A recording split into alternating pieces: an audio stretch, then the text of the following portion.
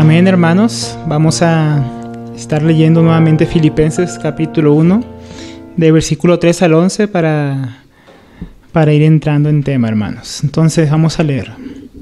Dice: doy gracias a mi Dios siempre que me acuerdo de vosotros, siempre en todas mis oraciones, rogando con gozo por todos vosotros, por vuestra comunión en el Evangelio desde el primer día hasta ahora, estando persuadido de esto, que el que comenzó en vosotros la buena obra la perfeccionará hasta el día de Jesucristo. Como me es justo sentir de todo esto de todos vosotros, por cuantos tengo en el corazón y en mis oraciones y en la defensa y confirmación del Evangelio, todos vosotros sois partícipes conmigo de la gracia. Porque Dios me es testigo de cómo os amo a todos, vosotros con entrañable amor de Jesucristo. Y esto pido en oración, que vuestro amor abunde aún más y más en ciencia y en todo conocimiento, para que aprobéis lo mejor, a fin de que seáis sinceros e irreprensibles para el día de Cristo, llenos de frutos de justicia que son por medio de Jesucristo, para gloria y alabanza de Dios. Amén, hermanos. Vamos a orar al Señor y encomendar su palabra a Él.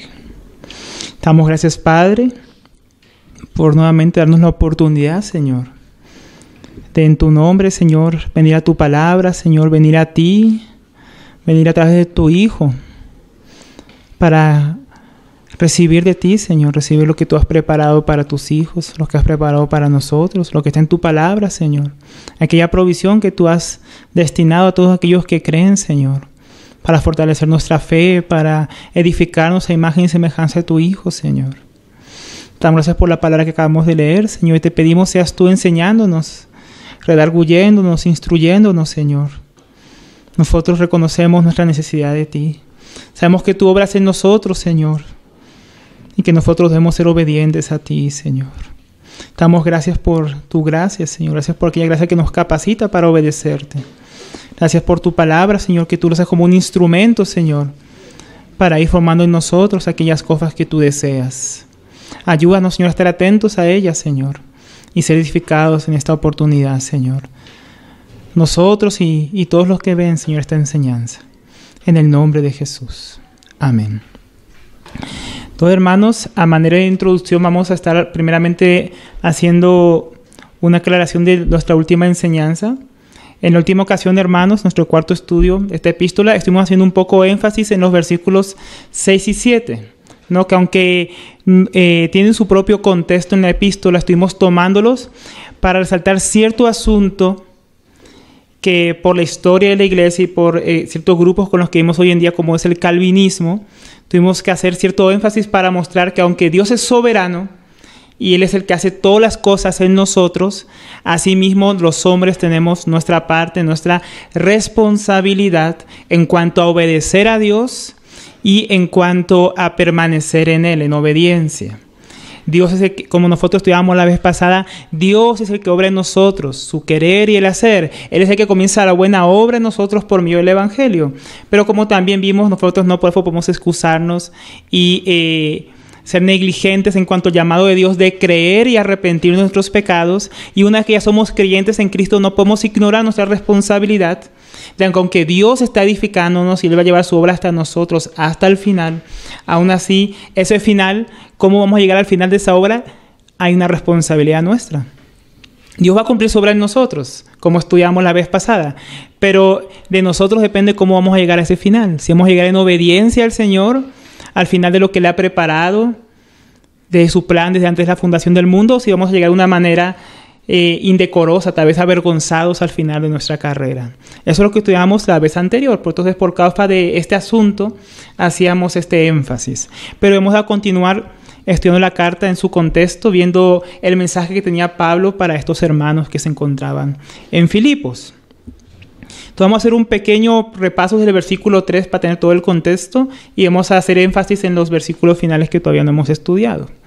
Dice: doy gracias a mi Dios siempre que me acuerdo de vosotros, siempre en todas mis oraciones rogando con gozo por todos vosotros, por vuestra comunión en el Evangelio desde el primer día hasta ahora. Entonces, como veníamos estudiando en nuestro estudio de esta epístola, en los estudios anteriores, Pablo daba gracias a Dios siempre por los santos en Filipos. Cada vez que se acordaba de ellos, daba gracias a Dios porque Pablo reconocía la obra que Dios estaba haciendo en ellos, la obra que Dios había iniciado por su gracia en ellos. Y él sabía que esto era de Dios. Y esto llenaba de gozo el corazón de Pablo, por lo cual él podía orar siempre por ellos.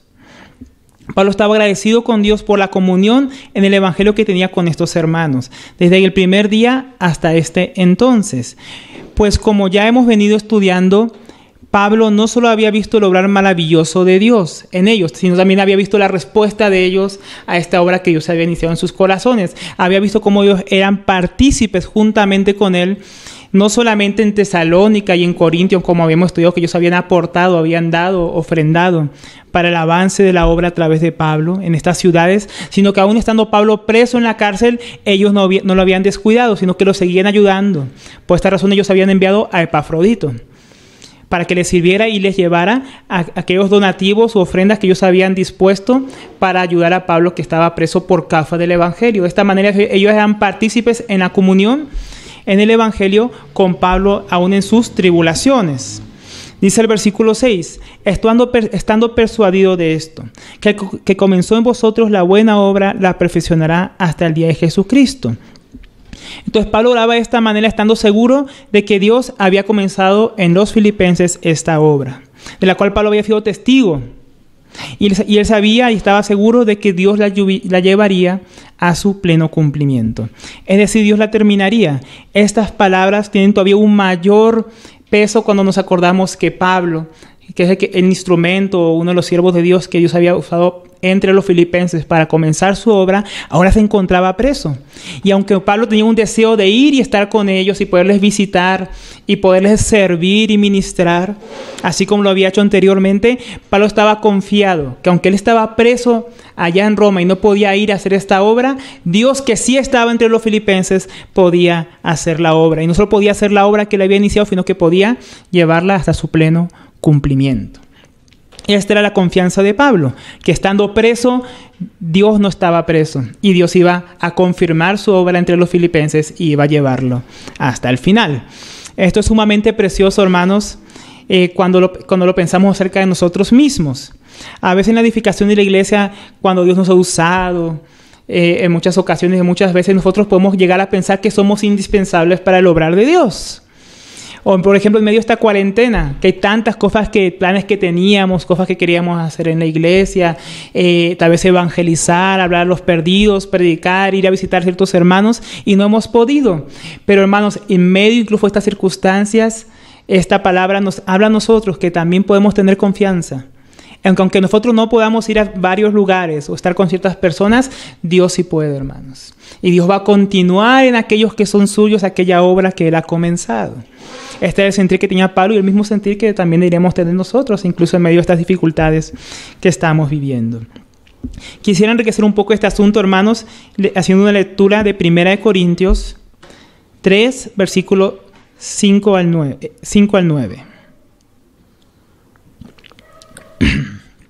1 Corintios 3, versículos 5 al 9 dice, miren lo que aquí dice el apóstol Pablo. ¿Qué es pues Pablo? ¿Y qué es Apolos? Servidores por los medios de los cuales habéis creído, y eso según lo que a cada uno le concedió el Señor. Yo planté, Apolo regó, pero el crecimiento lo ha dado Dios. Así que ni el que planta es algo, ni el que riega, sino Dios que da el crecimiento. Y el que planta y el que riega son una misma cosa, aunque cada uno recibirá su recompensa conforme a su labor. Porque nosotros somos colaboradores de Dios, y vosotros sois labranza de Dios, edificio de Dios. Pablo aquí estaba mostrando a los corintios que aunque Pablo había trabajado entre ellos y aunque Dios había dado ciertos siervos entre ellos, realmente la obra que Dios estaba haciendo entre ellos la hacía Dios mismo. Así que Dios usa a sus siervos, Dios usa a sus enviados, Dios usa a sus hijos para la edificación de su iglesia. Pero estos hijos no son los que hacen la obra en sí mismos. Ellos fueron usados por Dios para esta obra. Pero el que realmente da el crecimiento, el que realmente hace la obra en cada uno, es el mismo Señor. Y esto va perfectamente con lo que Pablo hablaba a los filipenses, que aunque no podía estar entre ellos, Dios iba a continuar su obra. Así como Dios también aquí podemos leer que está obrando entre los corintios a través de sus hijos. Pero si no es a través mío, Dios tal vez usará a otros. Hermanos, nosotros no somos indispensables en la obra de Dios. Dios quiere usarnos para su obra. Dios nos llama a ser responsables y ser partícipes de su obra. Pero nunca podemos pensar que por causa de este llamamiento santo de Dios somos indispensables. Porque el que realmente lleva su obra a cabo, el que dijo yo edificaré mi iglesia, es el mismo Señor Jesucristo. Y Él lo hace a través de sus hijos, de todos sus hijos. Todos aquellos que se disponen y son responsables en obedecerle. Entonces es una gran lección, hermanos, que nos deja aquí el Señor. De que podemos estar confiados en que Él va a continuar su obra, hermanos. Por ejemplo, uno podría pensar que el apóstol Pablo murió más o menos entre el año 67 y 68 de la era cristiana. Y uno podría pensar, ¿cómo iba a continuar la obra? Dios continuó su obra. Los apóstoles del Señor Jesucristo todos murieron. Dios continuó su obra. Y Dios, hermano, continuó perfeccionando su obra a través de la historia, a pesar de la muerte de muchos hombres santos de Dios que han sido usados grandemente en la historia de la iglesia para su edificación. Pero, hermanos, ninguno de esos hombres fueron imprescindibles. Dios ha continuado su obra a través de las eras y Dios va a continuar su obra y la va a llevar hasta el fin, hermanos.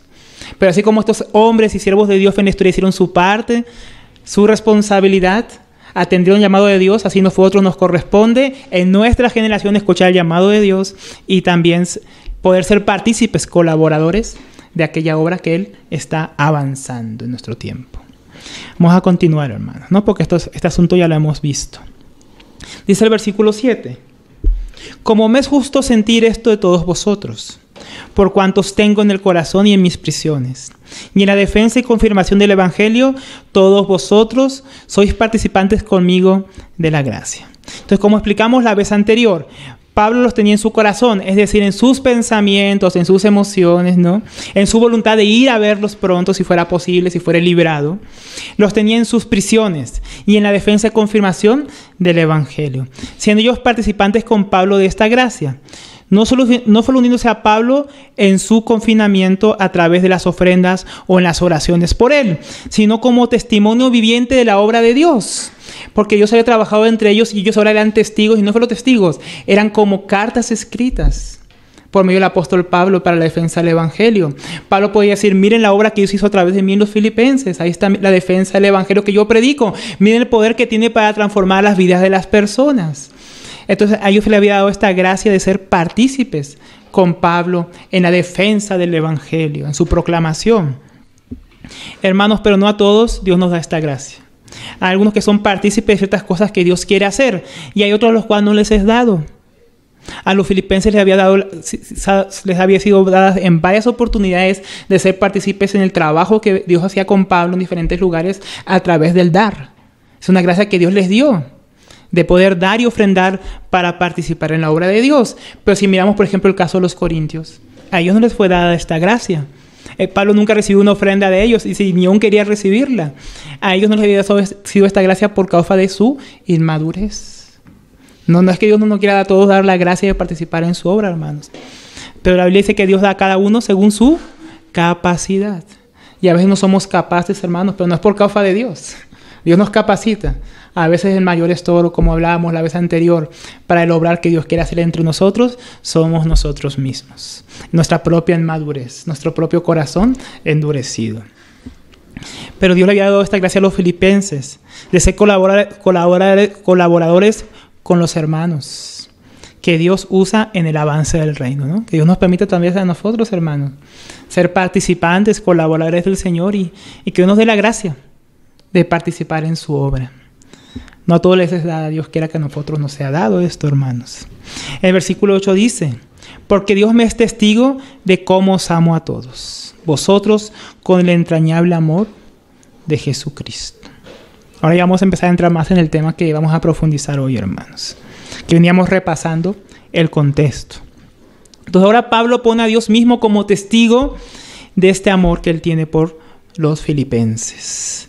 Dios que es fiel y que no miente y que conoce las intenciones del corazón, Esto con el fin de hacer que los corazones de los filipenses, hacer eco en el corazón de los filipenses para las amonestaciones y exhortaciones que vendrían más adelante, afirmándoles que el amor con que los ama no es su propio amor como hombre o como podría amar uno en lo natural, sino el amor mismo y entrañable del Señor Jesucristo, que moraba en él para con ellos.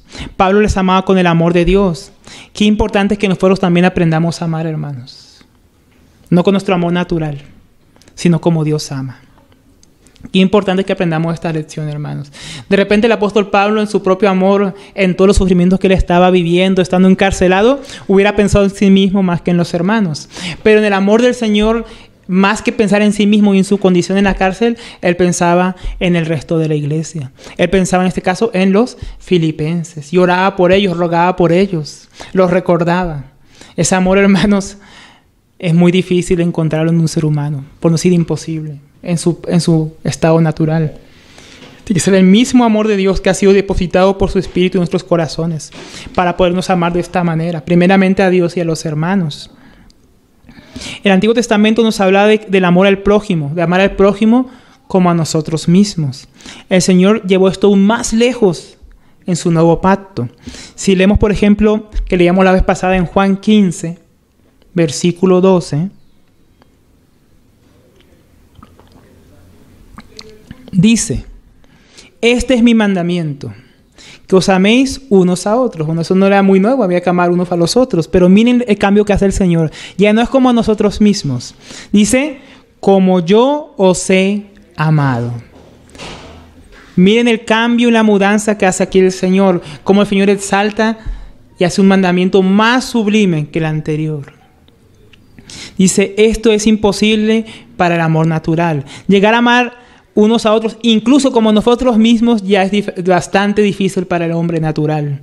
Imagínense amarnos unos a los otros como el mismo Señor nos ha amado. Qué cosa más tremenda. ¿Cuánto menos amar con un amor natural de esta manera si Dios nos lo manda? Qué difícil, ¿no, hermanos? Es importante resaltar cuando hablamos del amor de Dios que no es un amor emocional simplemente, que solamente es emociones. Aunque las emociones puedan acompañar el amor de Dios es más que esto. Mas si hablamos del amor de Dios por su iglesia, es más que el amor que tienen los hombres unos por los otros en sí mismos. Ayer un hermano nos preguntaba, cuando estábamos con unos hermanos enseñando, nos preguntaba: ¿cómo yo sé que amo a Dios? Porque yo no tengo una emoción, un sentimiento como unas mariposas dentro de mí. Y a veces pensamos que esa es la manera en que tenemos que amar a Dios. Él decía: yo obedezco a Dios, hago lo que Dios manda, le sirvo, pero no siento esas mariposas. Y nosotros hablábamos con la hermana, que Jesús dijo: si me amáis, guardaréis mis mandamientos, guardaréis mi palabra y permaneceréis en ella. Que aquí mismo lo dice también en Juan 15. Entonces, realmente el amor verdadero, el amor por Dios, hermanos, no es una mera emoción. Es obediencia, ¿no? Es obediencia por el amor, por ejemplo, que Pablo tenía al Señor. En obediencia, él estaba ahora preso ahí en Roma. Él por obediencia al Señor, aunque era advertido que en Jerusalén esperaban prisiones, las prisiones que finalmente lo llevaron a Roma, él por amor al Señor, no como una mera emoción, obedeció a Dios y fue. Por amor al Señor, él había ido a Filipos en vez de a Bitinia, obedeciendo el mandato del Señor. Hermanos, el amor es obediencia, el amor verdadero. Y Dios manda que nos amemos los unos a los otros como Él nos ha amado. ¿Y cómo nos amó el Señor Jesucristo? En obediencia a su Padre. Él vino y dio su vida por nosotros, hermanos. Miren lo que nos dice Romanos 5:8. Mas Dios muestra su amor para con nosotros en que siendo un pecadores Cristo murió por nosotros. Hermanos, Dios nos habló desde el cielo, porque muchos hoy quisieron escuchar la voz desde el cielo, y si escucháramos la voz de Dios creeríamos. Si Dios nos dijera que nos ama, creeríamos que nos ama. Pero ¿qué dice la Biblia? La Biblia dice que el Señor de los cielos habló y dijo: los amo, y se quedó en su trono. La Biblia dice que Dios amó de tal manera que, como leíamos ahora en Romanos 5:8, nos amó de tal manera que aun siendo pecadores, aun siendo viles enemigos de Dios, atestados de toda injusticia, Dios envió a su Hijo a morir por nosotros los pecadores. Dios ya ha mostrado su amor por los hombres en la cruz del Calvario, hermanos. Y esa es la misma forma en que Dios nos manda a amarnos los unos a los otros. Primera de Juan 4:19 dice: Nosotros le amamos a Él porque Él nos amó primero. Entonces, en cuanto al amor de Dios, que primeramente se debe a Dios antes que a los hombres, podemos amar a Dios porque, como leíamos ahora, Dios nos amó primero. Y nos amó entregando a su Hijo por nosotros. Entonces, en cuanto al amor a Dios, podemos llegar a amarle a Él, hermanos. Sobre todas las cosas, no por nosotros mismos, sino por la obra que Dios ha hecho en nuestros corazones, por la primera y gran obra magnífica que Dios hizo al enviar a su Hijo a dar su vida por los malvados, por los impíos, levantándole a los muertos para dar vida a todo aquel que crea en Él y se arrepienta de sus pecados. Qué tremendo amor tiene Dios por nosotros, y así Dios nos manda amar. Por eso también 1 Juan 3:16 dice: en esto hemos conocido el amor. ¿Quieres conocer el amor de Dios? En esto lo hemos conocido, en que Él puso su vida por nosotros. También nosotros debemos poner nuestras vidas por los hermanos. Hermanos, el mismo apóstol Juan que fue el que escribió el Evangelio de Juan que leíamos ahora, que escribió las palabras del Señor Jesucristo, de que debemos amarnos los unos a los otros como Él nos ha amado. Miren cómo lo entendió Él, que como el Señor puso su vida por nosotros, nosotros debemos poner nuestra vida por nuestros hermanos. Esto no solamente puede referirse a dar la vida en el sentido de morir para salvar a otros, sino en el sentido de arriesgar nuestras vidas, nuestra propia alacena a veces, para compartirla con el hermano que no tiene que comer. Compartir nuestra propia ropa para el hermano que no tiene que vestir. Compartir nuestra propia cama o nuestro propio hogar para el hermano que no tiene techo. Así como el Señor nos amó entregando su propia vida, nosotros debemos entregar lo nuestro, nuestra vida, hermanos, por amor a los hermanos. Y fue lo mismo que estaba haciendo el apóstol Pablo, por amor al Señor Jesucristo, primeramente por el amor a Dios y por el amor a los escogidos de Dios, aquellos que creerían el Evangelio, aquellos que serían salvos, por amor al que los hombres puedan escuchar la palabra de Dios para ser librados de la ira venidera. Pablo está dispuesto a no sufrir prisiones, a no gastar su propia vida por amor a los demás. Pablo había aprendido a amar a los demás como Cristo lo había amado a él. Y con ese amor estaba amando a los filipenses con el entrañable amor de Jesucristo, que dio su vida por nosotros. Con ese amor debemos amarnos los unos a los otros. Difícil, ¿no, hermanos? Difícil para el hombre natural. Difícil es nuestra propia naturaleza. Pero la palabra de Dios dice que Dios ha depositado, hermanos, por su Espíritu ha derramado su amor en nuestros corazones. De modo, hermanos, que Dios nos ha capacitado para amarnos los unos a los otros como nos ha amado. Pero nuevamente ahí está nuestra responsabilidad, ejercitar aquella capacidad interior que tenemos por medio de su Espíritu. El Señor nos ayude. Una tarea difícil, pero no imposible, porque en el Señor Jesucristo esto fue una promesa, hermanos, que es posible vivirla. En el versículo 9 nos dice: y esto pido en oración. Por el amor que les tenía, esto le pedía en oración: que vuestro amor abunde aún más y más en ciencia y en todo conocimiento.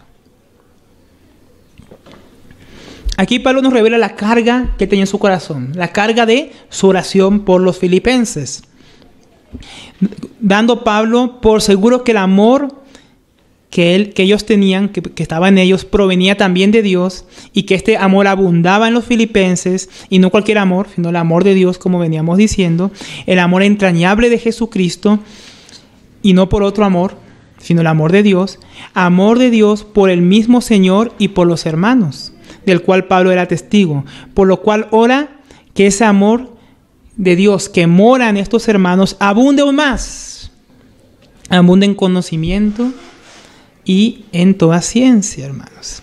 El amor bíblico, el amor que proviene de Dios, el amor pleno, siempre va acompañado. No va solo, hermanos. La vida cristiana no es puro amor. Dios es amor, pero Dios no es solo amor. Y el amor de Dios, hermanos, no viene solo. El amor de Dios aquí viene acompañado de una abundancia de conocimiento. Y también aquí fue la palabra aidesis en griego, que es la palabra discernimiento. Entonces esta palabra ciencia es conocimiento, con conocimiento, y esta palabra que acá dice conocimiento es la palabra que es discernimiento. Entonces el amor debe ir acompañado, hermanos, de un conocimiento de Dios y de un discernimiento práctico de la vida cristiana. Nuestro hermano William Hendrickson comenta al respecto: el amor tiene necesidad del conocimiento, particularmente de un conocimiento real, pleno, maduro y espiritual. también dice acerca del discernimiento.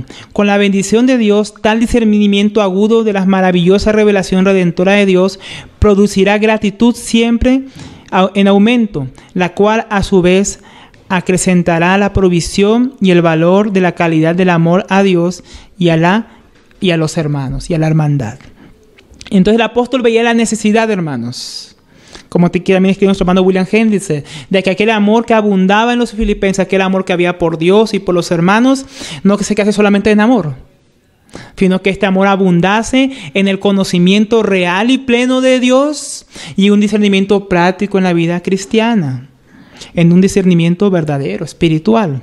Esto es muy importante, ya que por medio de esto somos capacitados, no solo para distinguir lo bueno de lo malo, sino también entre lo importante y lo fútil o lo efímero, para escoger siempre lo importante y desechar lo prescindible e innecesario, aquello que es vanidad. Ese conocimiento es necesario en la vida cristiana, hermanos.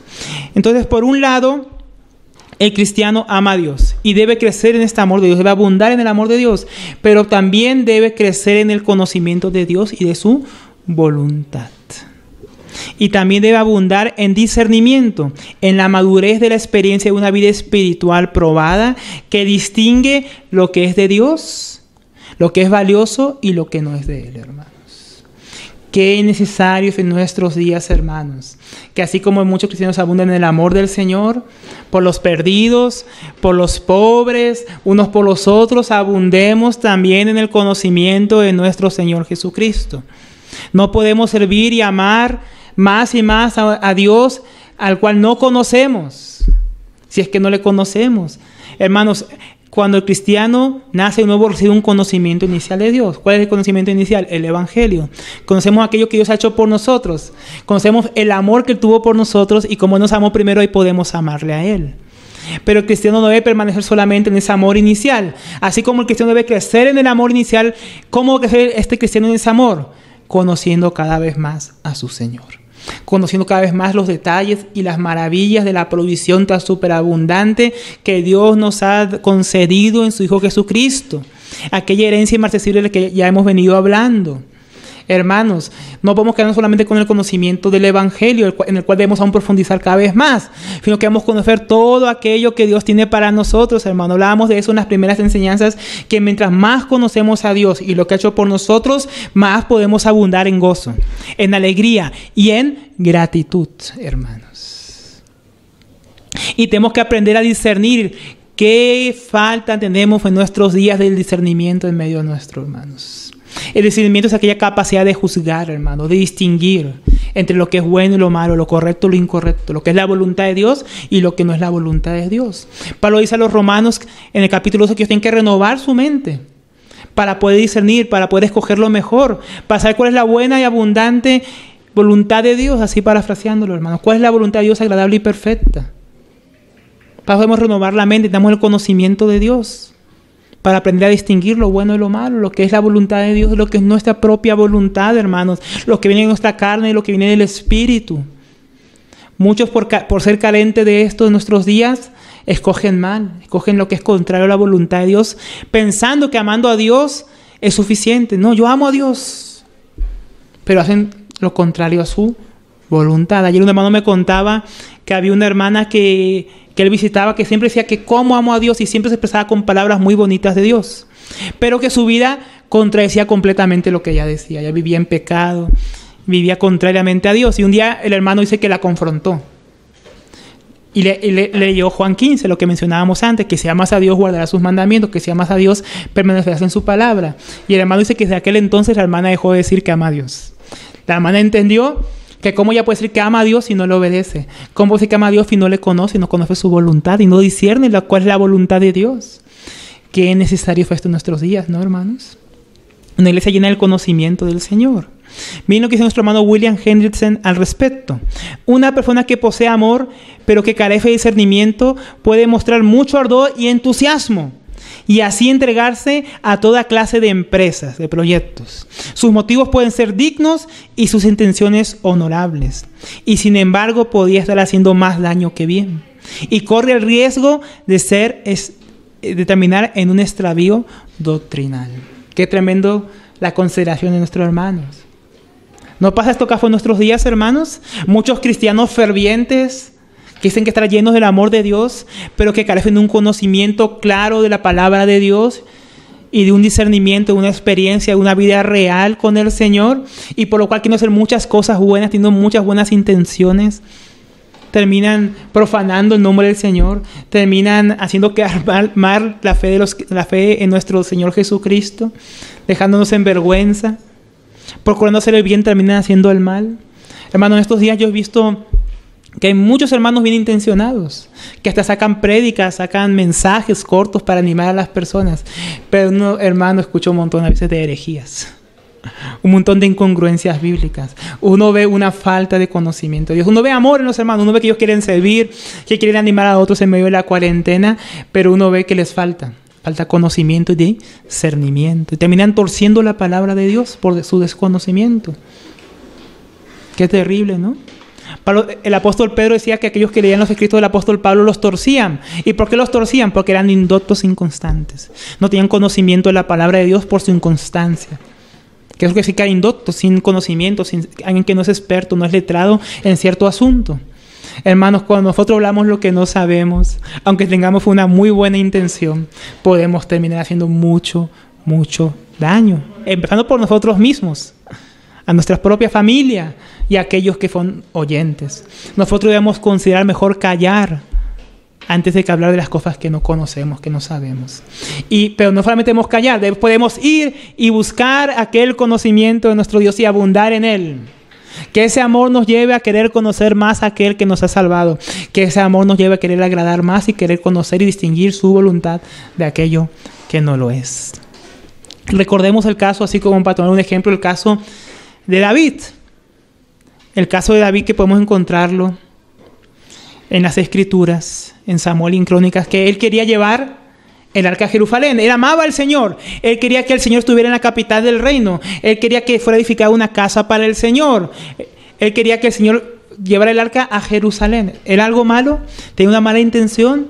No, él tenía gran amor por el Señor. Dicen que delante de la procesión del arca, incluso él iba danzando delante del Señor y que todo el pueblo iba cantando con todas sus fuerzas. ¿Cuánto amor, no? Un amor, adoración. Un ambiente de avivamiento, podríamos decir, pero con un completo desconocimiento de lo que Dios había mandado y una falta de discernimiento para hacer las cosas a la manera de Dios. Entonces, David había ignorado y desconocía que Dios había mandado que el arca fuera llevada solamente por los levitas, hijos descendientes de Coat. Y como él ignoró esto y no discernió lo que debía hacer de manera correcta, puso el arca en un carro nuevo.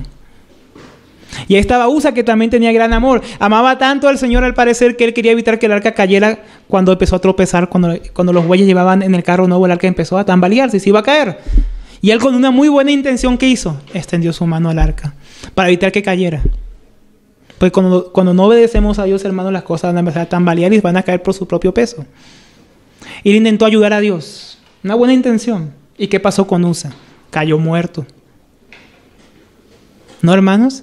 Este es un ejemplo que nos quedó en las Escrituras muy serio, hermanos, para que veamos que las buenas intenciones y hasta un amor genuino por Dios no es suficiente si va acompañado de ignorancia y desconocimiento, hermanos.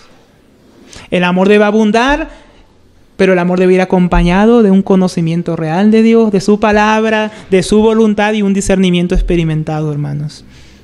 Crecimiento que crece conforme nosotros experimentamos aquella realidad de la vida del Señor en nosotros. Esto no es para neófitos, hermanos. El servicio al Señor es una cosa muy peligrosa. Una cosa muy honrosa y santa que no podemos hacerlo con liviandad. Esto no es para que nos abstengamos de servir al Señor. Esto es para que le sirvamos de qué manera. Correcto, es lo que Pablo oraba por los filipenses. Él veía el servicio que tenían por él y por los santos. Pero para el apóstol Pablo tenía una carga en su corazón. Qué bueno que me aman, qué bueno que aman a los siervos del Señor, qué bueno que sirven al Señor. Pero aún deben crecer más en el conocimiento del Señor. Aún debemos crecer más en el discernimiento de Dios. ¿Cuántas veces vemos en nuestros días a hombres que en nombre del amor cometen toda clase de perversiones doctrinales? aún en la misma iglesia, hermanos. Un amor sin conocimiento ni sin discernimiento, queriendo ser lo mejor para otros, desconociendo qué es lo mejor realmente, según Dios. Dios nos ayude, ¿no, hermanos? Pero bueno, sigamos, hermanos. El versículo 10 dice, ¿para qué necesitamos este conocimiento? ¿Para qué necesitamos este discernimiento, hermanos? ¿Para qué necesitamos abundar en este amor? Dice, para que aprobéis lo mejor. Esto no es para cualquier cosa, hermano. Aquí no dice para qué el apóstol. A fin de que seáis sinceros, irreprensibles en el día de Cristo. Entonces necesitamos del amor de Dios en abundancia, con todo conocimiento y discernimiento para aprender a escoger lo mejor, lo importante de sobre lo trivial, hermanos, lo que es del espíritu en lugar de lo que proviene de la carne o del mundo. Y como decíamos, para que este amor no sea insuficiente en sí mismo, se quede solo en amor, sino que este amor sea un amor práctico y que sea expresable de una manera que agrade a Dios. Mientras que el amor nos da la intención correcta, hermanos. El amor es la intención correcta para servir a Dios. Los cristianos no servimos a Dios por miedo, no servimos a Dios por causa de la ira venidera, porque ya nos ha librado de esto por amor. Si tú quieres una motivación en tu vida cristiana para servir a Dios, hermanos, que sea que Dios te ha amado a ti primero. Que sea que Dios te ha amado en su Hijo Jesucristo, morir por ti en la cruz, lo levantó a los muertos para darte vida eterna, lo ofendió a los cielos y Él vuelve, hermano. Que esto sea motivación suficiente para servirle toda tu vida al Señor. No necesitas más motivación. Cristo es suficiente. Entonces el amor por Dios nos da la verdadera intención sincera para servir al Señor. El conocimiento y el discernimiento que viene de Dios nos capacita para hacerlo de la manera más excelente, de la mejor manera para el Señor, la manera que Dios aprueba. Y esto es lo que Pablo pedía a Dios para los santos en Filipos. Y deberíamos pedirlo también para nosotros mismos y para los hermanos. Esto es lo que nosotros debemos pedir, hermanos, lo mejor. Aprender a escoger lo mejor, conociendo al Señor. A veces pedimos por cosas tan pasajeras, hermanos, por nosotros y por nuestros hermanos, por los trabajos, por la salud, por la familia, por los estudios, por las empresas, por cosas que son necesarias, ¿no? Y que son lícitas pedirlas, hermanos. Pero si solamente nos quedamos en estas cosas pasajeras, si solamente nos quedamos en las cosas que hasta los gentiles, como dice el Señor Jesucristo, que los gentiles también desean, que ellos también piden, y no pedimos lo mejor, hermano, aquello que permanece para siempre, que es la voluntad de Dios para nosotros. Hermano, tenemos que enfocarnos no solamente en un beneficio temporal, perdiendo de vista las cosas mejores y eternas que Dios quiere y que pidamos para nosotros y nuestros hermanos, las cuales no solo serán de bendición para esta vida, sino para la vida eterna. Esa es la mentalidad con la que debemos orar. No estamos aquí diciendo, hermanos, que dejen de orar por los trabajos, por los estudios, por estas cosas, sino que por sobre estas cosas no dejemos de orar por las cosas que son realmente necesarias, hermano. Pablo podía orar por muchas cosas, por los filipenses. Pablo tal vez podía orar para que abundaran económicamente, para que dieran más ofrendas. Tal vez Pablo podía orar por ciertos asuntos de persecución que estaban viviendo ellos allá. Tal vez Pablo podía orar porque tuvieran una vida más cómoda en este mundo. Pero Pablo ora para que ellos abunden en el amor, y en ese amor abunden en el conocimiento y el discernimiento, a fin de escoger lo mejor, lo más excelente que tiene el Señor preparado para nosotros. A fin de que quitaran ellos su vista de lo terrenal y la pusieran en las cosas celestiales, que están donde está Cristo Jesús sentado a la diestra de Dios. A veces pedimos tan mal como dice Santiago. Dice que pedíamos para nosotros mismos, para nuestros deleites, y que pues no tenemos lo que pedimos. A veces todas nuestras oraciones se centran en eso, hermanos, en nuestros deleites, en aquellas cosas que codiciamos, que queremos. A veces son buenas, a veces son hasta malas. ¿Cuántas veces he escuchado orar a cristianos por cosas que son tan contrarias a la voluntad de Dios? Oh, Señor, vamos a cruzar la frontera ilegalmente. Haznos invisibles. Para violar la ley. Orando. Que no le damos un caso para predicar el evangelio, que le damos para ir a vivir a otro país. No, hermano, ore por nosotros porque mañana vamos a entrar ilegales. No, ore por mi hijo porque mañana va a hacer un negocio. Ese negocio es torcido, pero para que le salga bien. ¿Cuántas he escuchado esas oraciones, hermano? Especialmente a veces, lastimosamente, de las mamás, hermano. Escuché unas oraciones a favor de sus hijos que son tan contrarias a la voluntad de Dios. Hermano, eso solamente muestra nuestro desconocimiento de qué es lo mejor. Lo mejor es lo que Dios tiene preparado, lo mejor es lo que dice la palabra de Dios. Lo mejor es aquello que se encuentra en nuestro Señor Jesucristo, hermanos. Porque tenemos que conocer más a Dios y su palabra para orar mejor, hermanos. Orar pidiendo lo mejor. Orar pidiendo sabiduría. Orar pidiendo mansedumbre. Orar pidiendo que Cristo sea formado en nosotros. Orar que su reino avance, hermanos. ¿Cuántas veces nuestra oración personal carece de estas cosas y solamente oramos por nosotros y nuestras necesidades cotidianas, hermanos? El Señor nos ayuda a pedir por las cosas mejores. El apóstol Pablo deseaba que ellos tuvieran este discernimiento y conocimiento para que aprobaran lo mejor. Pero tú conoces la voluntad de Dios, disciernes para pedir como conviene. Pablo, que no podía por causa de su aprisionamiento continuar su servicio entre los filipenses, confiaba en que Dios, que había comenzado la obra en ellos, podía completar en ellos el conocimiento y darles un discernimiento agudo a los hermanos para que ellos maduraran en su amor y aprendieran a escoger lo mejor. Por eso yo no puedo ir a enseñarles, pero puedo orar que Dios, que ha comenzado su buena obra, les enseñe, les llene de su conocimiento y discernimiento. Y con un fin en mente. ¿Cuál era el fin en mente? De que ellos aprobaran lo mejor, a fin de que seáis sinceros e irreprensibles para el día de Cristo. El amor de Dios en el corazón de los hermanos en Filipos hacia los eran sinceros. Pero como decíamos, la sinceridad o las buenas intenciones no son suficientes. También necesita ser irreprensible. Es decir, sin tacha, sin mancha, tanto en lo moral como en lo que respecta a la fe. Abundando en amor, conocimiento y discernimiento, podían escoger lo mejor. De modo que esa sinceridad con la que servían a Dios, como el servicio con el que ellos prestaban a Pablo en la prisión, ellos también pudieran tener un servicio en todas las cosas que fuera irreprensible al Señor. Que lo hicieran de la manera que Dios lo aprobara, para que cuando el Señor se manifieste ellos fueran aprobados y no fueran reprendidos. Hermanos, si abundamos en el amor de Dios, en el que Él ha derramado en nuestros corazones, entonces su conocimiento y su palabra y discernimiento y la experiencia de una vida cristiana plena y madura también abundará en nosotros, hermanos. Y de esta manera podremos ser sinceros, sirviendo a Dios con un corazón que lo ama realmente con el amor que Él ha puesto en nuestros corazones y que ama al prójimo como Dios lo ha amado. Y al mismo tiempo servir al Señor de una manera, hermanos, que le agrade. ¿Por qué? Porque si conocemos su voluntad y discernimos qué es lo que Él quiere, hermanos, seremos irreprensibles en nuestro servicio, siendo obedientes a esta revelación del Señor. Necesitamos de eso, hermanos. Necesitamos ser sinceros en nuestro servir. Pero esa sinceridad tiene que llevarnos a ser irreprensibles, hermanos. A hacer al Señor de la mejor manera, de la manera más excelente posible. Hoy para muchos la excelencia es la música y las luces.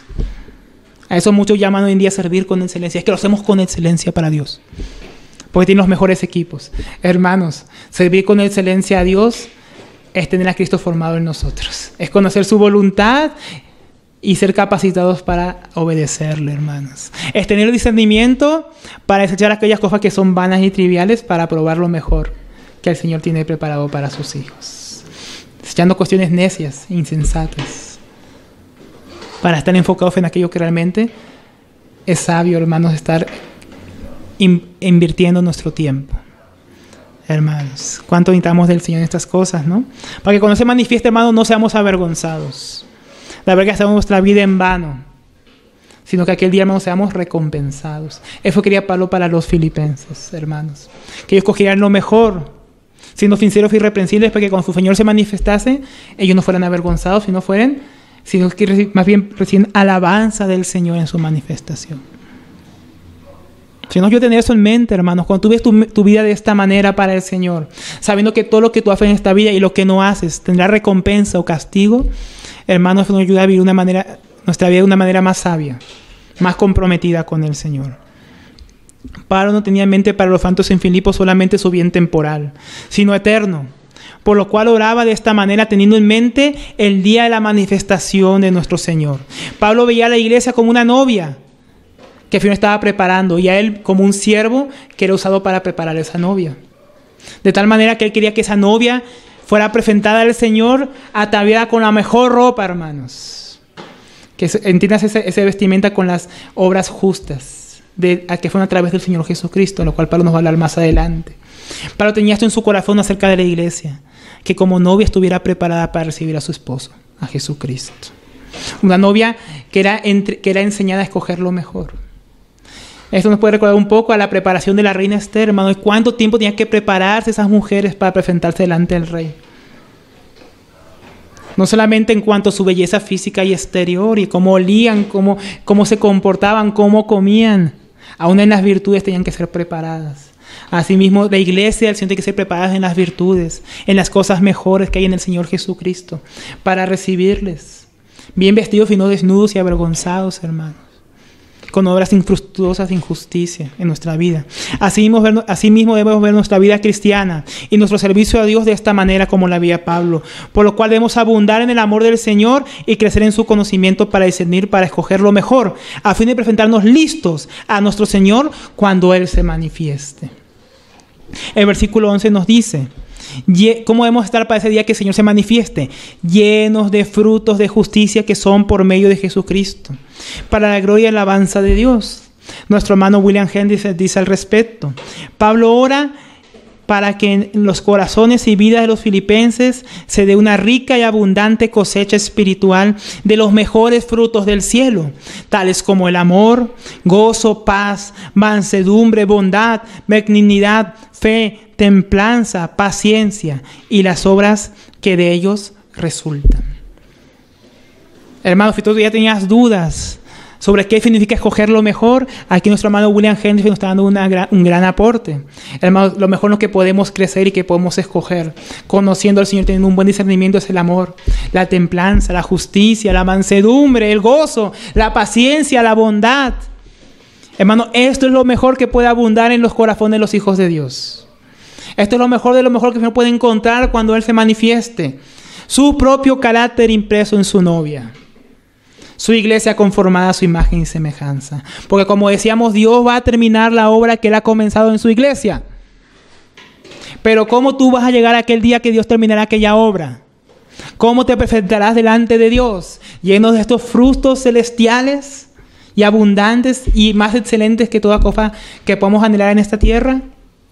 O Dios te va a encontrar con pura sabiduría y mentalidad terrenal, envuelto y enrolado solamente en las cosas de este mundo, pensando solamente en lo banal y temporal,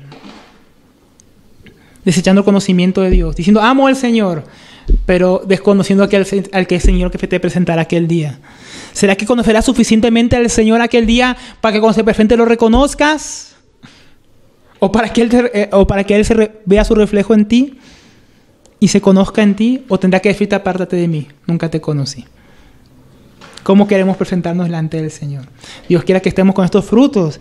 Hermanos, podríamos decir sin lugar a dudas que estas cosas son las más excelentes en las que debemos crecer por el amor que abunda en el conocimiento pleno de Dios y el discernimiento de una vida que ha aprendido a escoger lo más excelente por sobre lo común o aún sobre lo meramente bueno, hermanos. No solamente acerca de las cosas malas. Aún sobre lo común debemos hacer diferencia, o lo que parece meramente bueno, para escoger, hermanos, lo mejor para el Señor.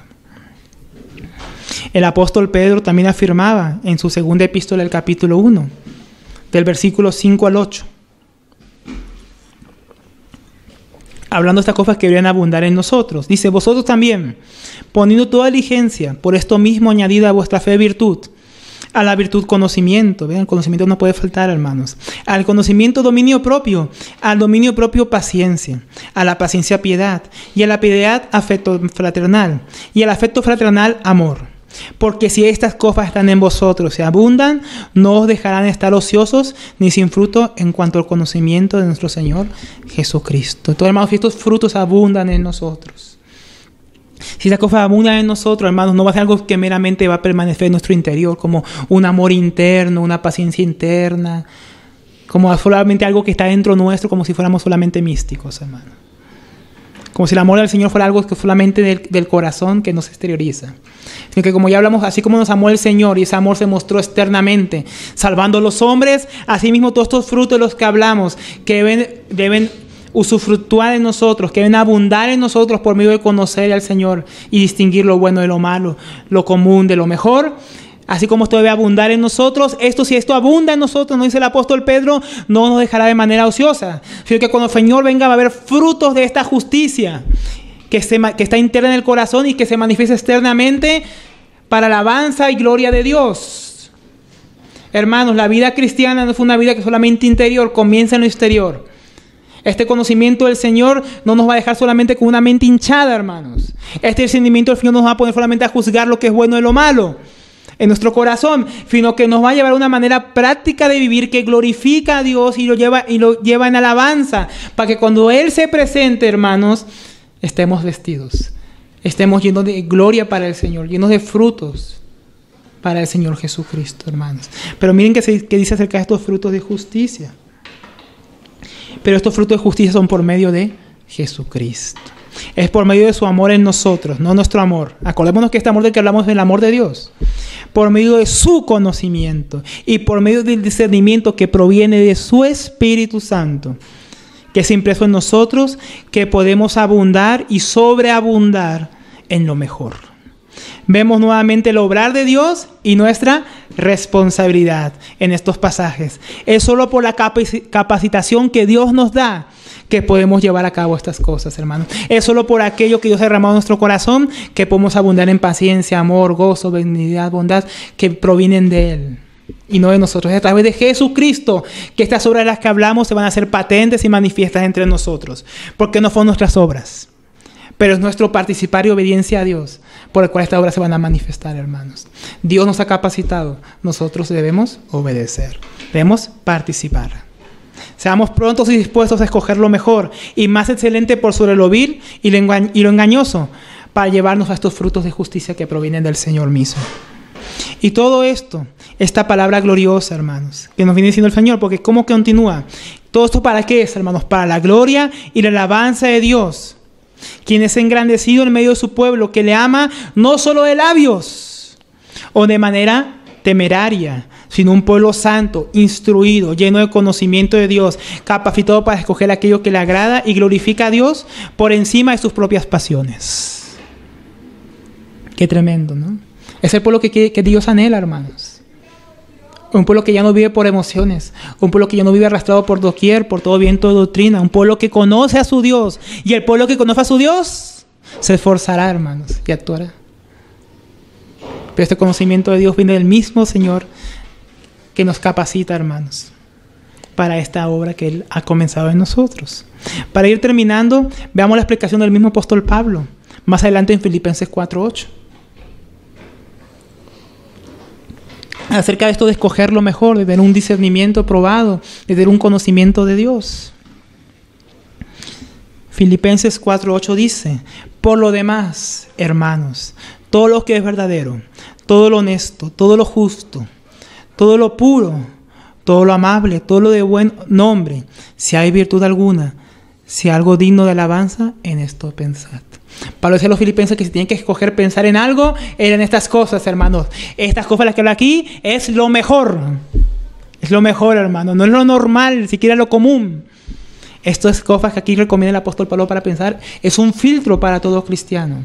No solamente para lo que debemos pensar, porque lo que el hombre piensa, eso es lo que el hombre es. Si pensamos estas cosas, esto va a transformar lo que somos. Y si transformado lo que somos, también va a ser transformado lo que hacemos, hermanos.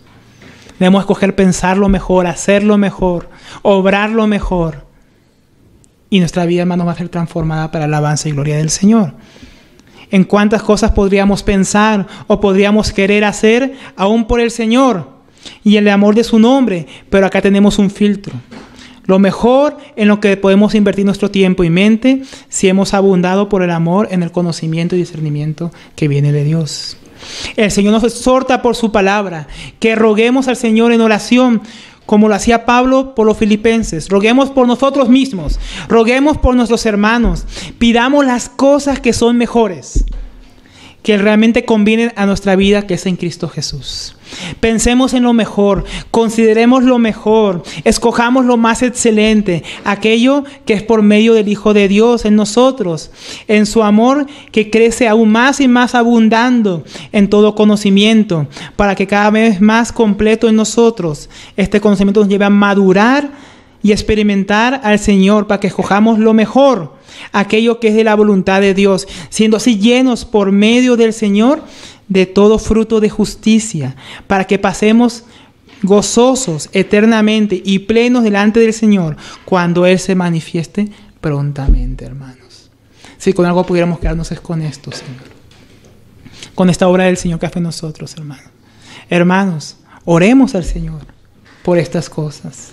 Si por algo podemos orar hoy, aparte de todas las cosas que necesitamos, hermanos, es porque abundemos en el conocimiento, en el amor y el discernimiento que proviene de Dios, para que abundemos en sus obras de justicia, para que estemos vestidos cuando Él se presente. El Señor edifica su iglesia, hermanos. El Señor atavía a su novia y nosotros estemos preparados pronto para encontrarnos con nuestro Señor. Amén. Señor, bendiga a su iglesia. Demos gracias al Señor por su palabra. Padre, damos gracias, Señor, por el amor que has derramado en nuestros corazones por medio de tu Hijo Jesucristo, por medio de su Espíritu que mora en nosotros. Oh Señor, te pedimos no solamente nos dejes en este amor inicial, permítenos por tu gracia abundar y aún sobreabundar, Señor, en el conocimiento tuyo, Señor.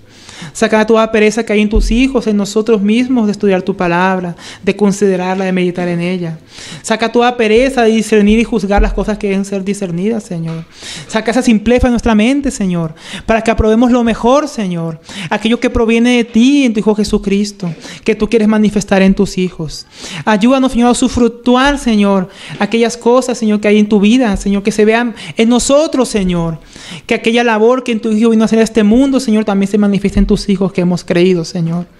Así como tu Hijo fue abundante en obras de justicia, esas obras se manifiesten en nosotros, Señor. Para alabanza y gloria de tu nombre, para alabanza de tu reino, Señor. Oh, Señor, que como el apóstol Pablo, que aunque estaba preso, Señor, él podía orar por estas cosas excelentes por la iglesia. Nosotros oremos por nuestros hermanos. Oremos por tu iglesia. Por lo mejor, Señor. Oh, Señor, te pedimos por tu pueblo, Señor. Que abunde tu amor, que abunde tu conocimiento, que abunde tu gracia, que abunde tu discernimiento, el amor, la mansedumbre, la paz que proviene de ti, oh Dios. Para que podamos manifestar, Señor, tu voluntad, Señor, en las naciones. Porque podamos manifestar tu excelencia, la cual has querido que abunde en tu iglesia, Señor. Ayúdanos a escoger lo mejor. Ayúdanos a escoger lo tuyo. Escogerte a ti por sobre el mundo, Señor. Ayúdanos, Señor, te lo pedimos en el nombre del Señor Jesucristo. Amén.